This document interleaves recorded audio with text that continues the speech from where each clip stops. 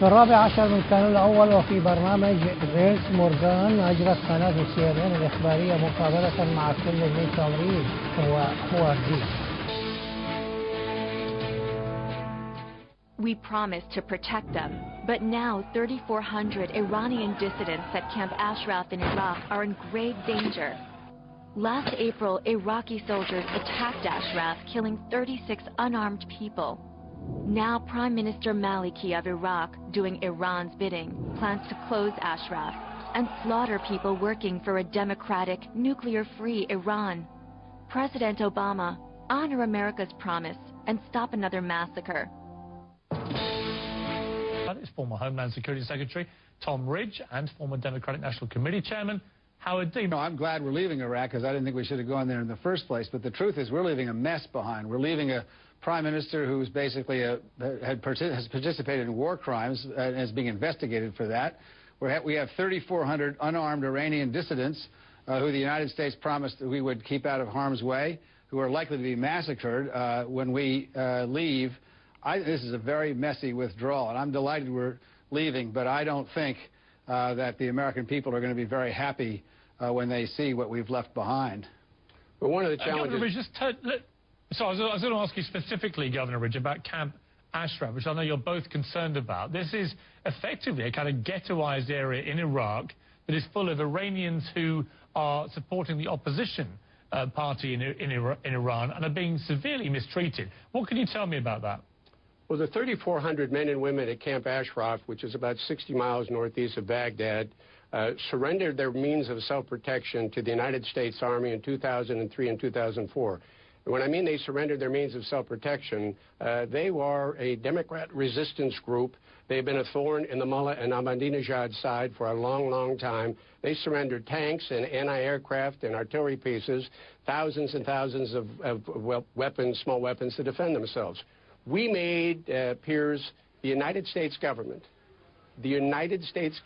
promised individually, every one of them, after they were vetted, after we determined they were not terrorists, and by the way, since that time, the United Kingdom, the European Union, and a court in Washington, D.C. concluded they were not terrorists. We promised to provide for their protection, their security, and their safety.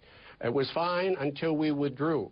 Since that time, the Iraqi government, under the direction of the Prime Minister Maliki, with the strong, vocal, public support of the Iranian regime, has attacked that camp twice, have killed over 40 people, wounded hundreds, and they've set a date that they're going to close that camp at the end of this month, ironically or coincidentally, the date our last soldier is to be withdrawn, and then they're going to relocate them. And let me tell you this, I think Howard and I agree, this is a precursor to, relocation is a precursor to a human rights genocide, the likes of which we haven't seen in a long time. They will relocate them either to Iran, because a third of them are dissidents and we're already in Iranian prisons.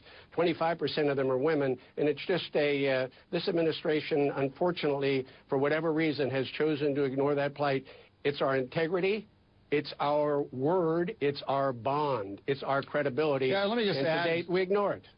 Let me just add to that. The FBI screened all these people. The FBI counterterrorist folks screened all these people in 2006. Not one of them is a terrorist, according to our FBI. This is outrageous what's going on. It's an outrageous behavior by the State Department, and frankly, the administration has direct responsibility for making sure that the promises were kept. We kept one promise. That is, we kept George Bush's promise to get out by the end of 2011. We need to keep the promise of the people of Ashraf. We ought not to be complicit in human rights massacres.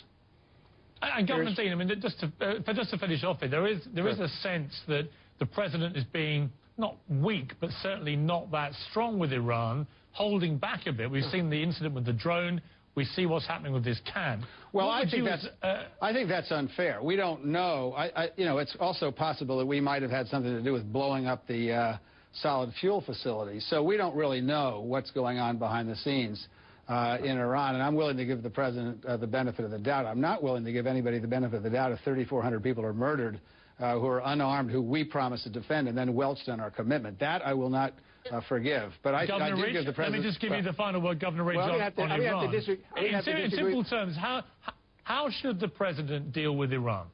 Well, I mean, every time we go to the UN to try to get a sanction, they end up building a couple more centrifuges. This is the single greatest terrorist organization in the world. They support Hamas, Hezbollah. They're responsible for killing our soldiers in Iraq and Afghanistan.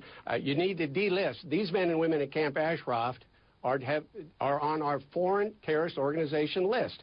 The president, by picking up the phone, calling Secretary Clinton, take them off that list, go to the UN, get blue helmets to protect them, and tell Maliki, you're not closing the camp until the UN High Commissioner for Refugees has a chance to review them all. They're all protected under the Geneva Convention. Stop you there, Governor.